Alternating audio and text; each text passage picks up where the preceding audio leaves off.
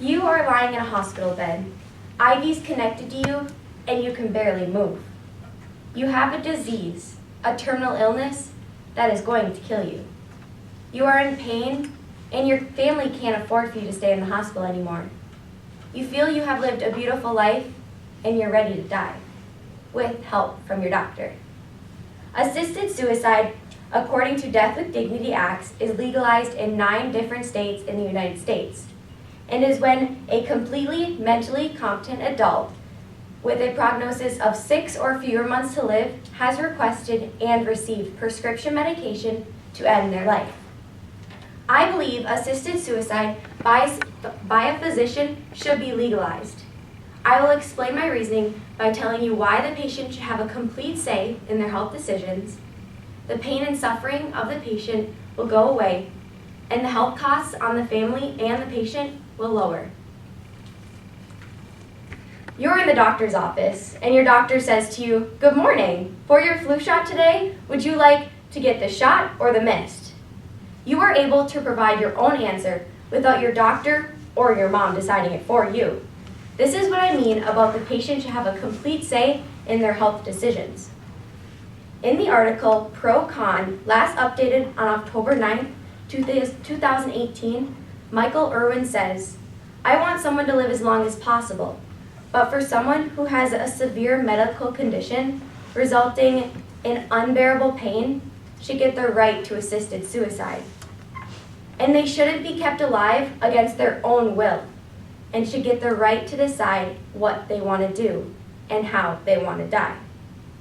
In the Constitution, it does not stop you from committing suicide, according to the website Balance Politics, written by Joe Mussarel and last updated on January 1st, 2012.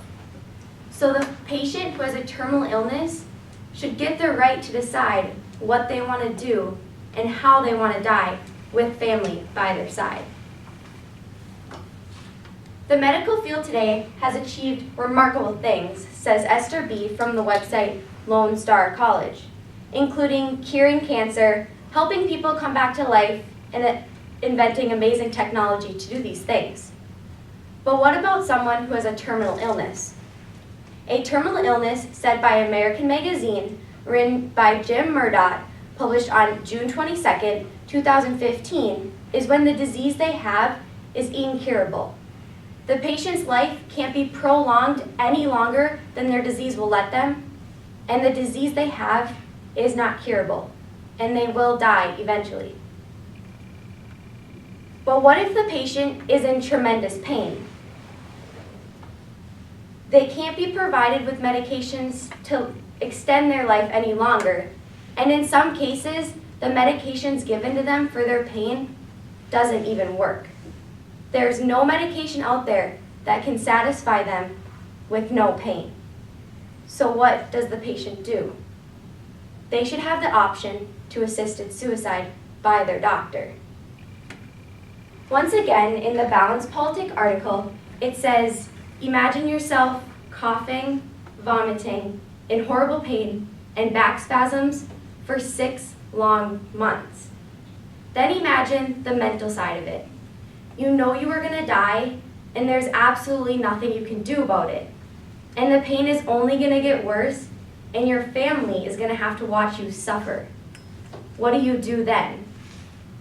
That patient wants the right to assisted suicide, so they should get that option.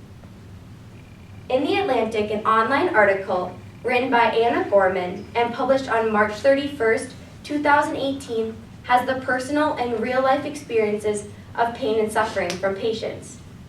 Dan Swangard, a physician, knows what death looks like. He sees his patients die all the time.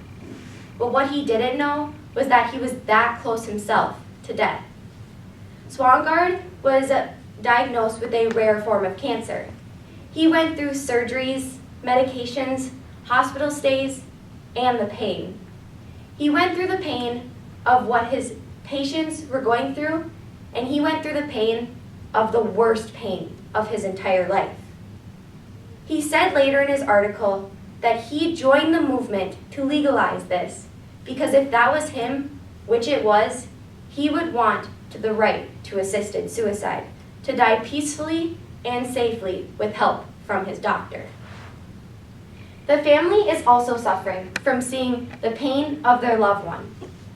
Everyone knows it's hard to see a loved one pass away. But when their life is prolonged with medications, it seems to be a sudden death, or they are unable to speak before they die.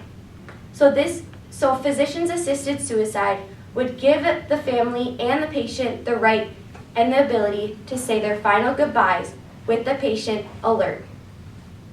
In Swangard's story, he also says that he wants to be surrounded by the people he loves before he dies. He wants to be able to say his goodbyes without being in a drug-induced haze or coma. He wants to be alert and say his final goodbyes.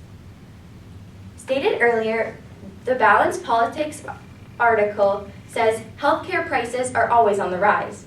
And it's no secret, going to the doctor is real expensive. Now think of trying to keep a dying person alive. That includes the hospital stay, medications, images, and many, many, many more hospital equipment. The cost to keep someone alive can range anywhere between $2,000 and $10,000 a month. Many patients are not able to pay their medical bills due to them not working, so the families of the loved ones tend to pay the bills.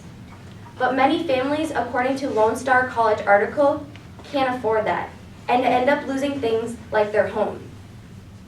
In a survey done by the New England Journal of Medicine, it showed that 65,000 Americans would choose assisted suicide by a physician yearly.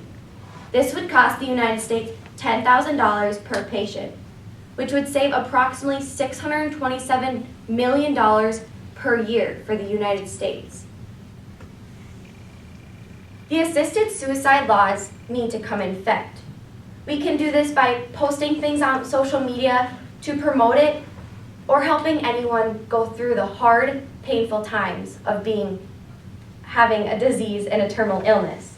I explained why this should be legalized by telling you why the patient should have a complete say in their health decisions, the pain and suffering of the patient will go away, and the healthcare prices and the bills will lower. I personally would not want to be the one laying in that hospital bed suffering. We need to make this legalized.